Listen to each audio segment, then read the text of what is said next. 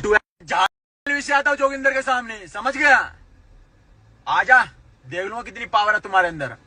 Podcast दोबारा दूंगा तेरे को, कान खोल के सुन ले। और आमने सामने रोस्टिंग करना, अगर हिम्मत है तो।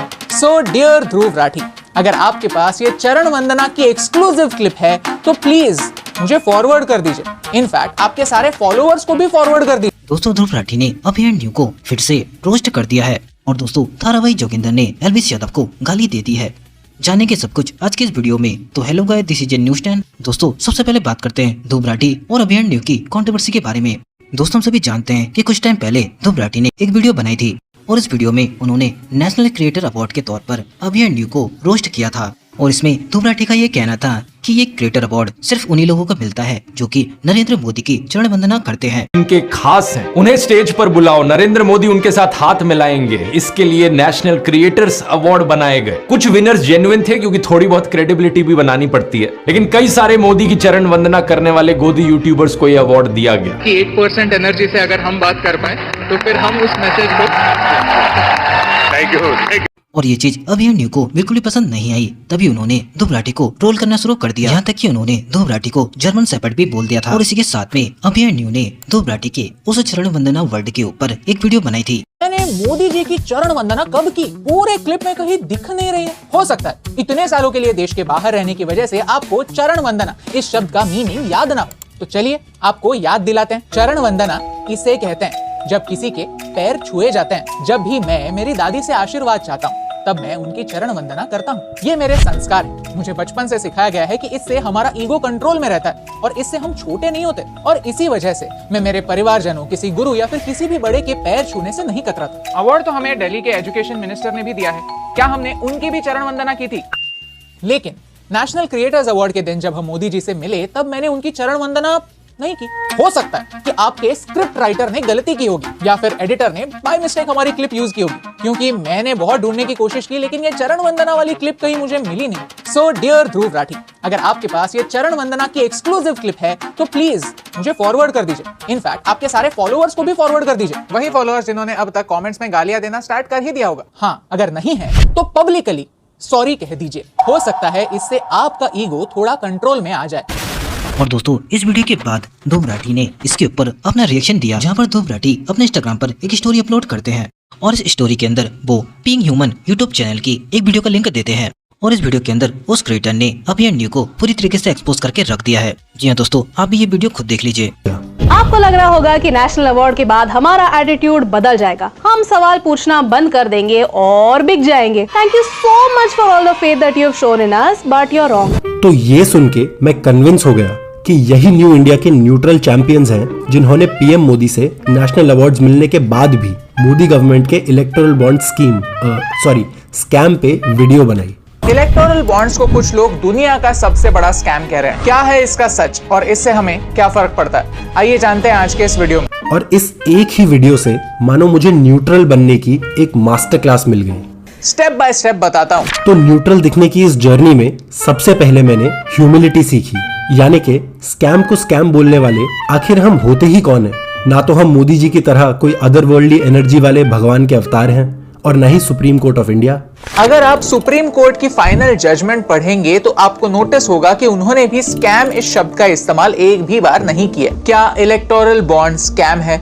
The answer is no, क्योंकि सुप्रीम कोर्ट की फाइनल जजमेंट में भी स्कैम इस शब्द का एक भी बार इस्तेमाल नहीं हुआ है। ये बात बिल्कुल सही है। सुप्रीम कोर्ट ने भी एक्चुअली यही कहा था कि इलेक्टोरल बॉन्ड्स एक ऐसी स्कीम है जो वोटर्स के राइट टू इन्फॉर्मेशन को छीन लेती है, शेल कंपनीज के थ्रू मनी लॉन्ड्रिंग इनेबल करती है, ब्लैक मनी और फॉरेन फंड्स को पॉलिटिकल पार्टीज के बैंक अकाउंट में आने का एक आसान जरिया बनती है। और इस स्टोरी में ध्रुव राठी लिखते हैं, this word is used as a metaphor here, some people might not understand but metaphor mean in this case please ask them to read class 5 English book. तभी इसके ऊपर रिएक्ट करते हुए अभियान न्यू बोलते हैं, I don't understand metaphor, I prefer to be direct and calling a spade and spade, that's why when I see a bully I call them a bully. इसके बाद वो अपनी अगली स्टोरी में लिखते हैं, mister bully can say anything under the garb of a metaphor and I am not allowed to ask a simple question. Some people can't let a different opinion exist on internet and that's literally bullying। इसी तरीके के काफी सारे tweets अभियान new की तरफ से सामने आने लगे और रिसेंट टाइम में अभियान न्यू को काफी ज्यादा हेट मिल रहा है। बाकी दोस्तों आपका इसके बारे में क्या कहना है हमें कमेंट्स लिखना ना भूलें। दोस्तों नेक्स्ट अपडेट के अकॉर्डिंग थारा भाई जोगिंदर ने एलवीएस यादव के ऊपर कुछ एब्यूज वर्ड का इस्तेमाल कर दिया है।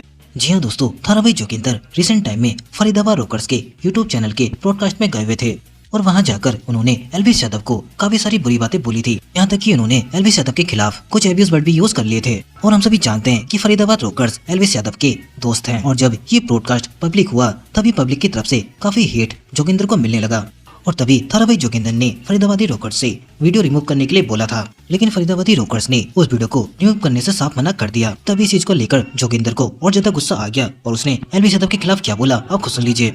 अब बात है ना इज्जत पे आ गई है, तो मेरे कान खोल के बात सुन। फरीदाबाद रोकर, जो तूने मेरा पॉडकास्ट लिया था ना उसको डिलीट कर दे। अब जो तूने मेरे को ये वाली बात बोली ना कि तूने स्टोरी डिलीट किया है, तेरे पास फोन आ गया होगा। अबे मैं तुम लोगों से डरूंगा क्या?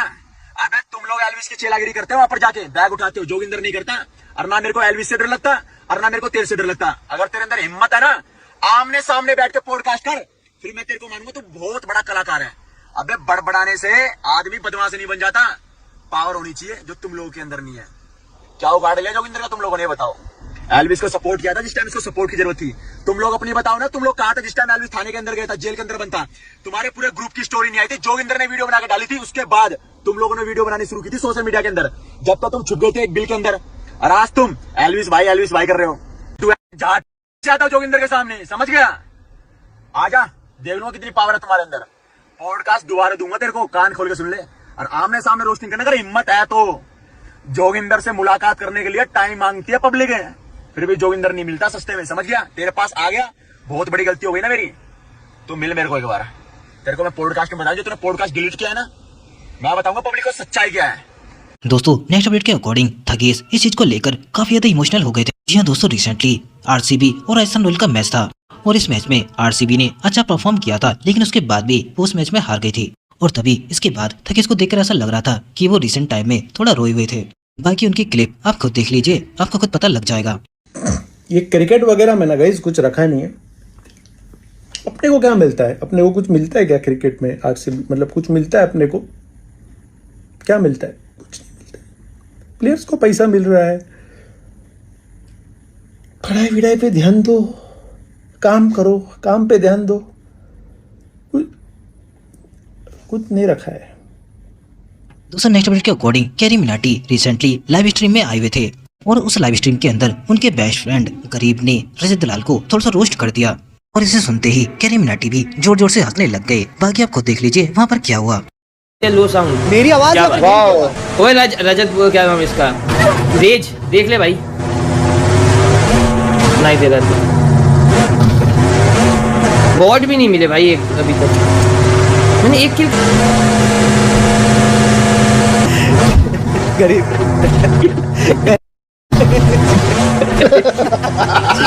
रेज बोल रहा था। बाकी दोस्तों बस आज के लिए इतना ही। मैं लेकर आता रहूंगा आपके लिए ऐसे informative news all news channel पर। तब तक के लिए टेक केयर एंड बाय।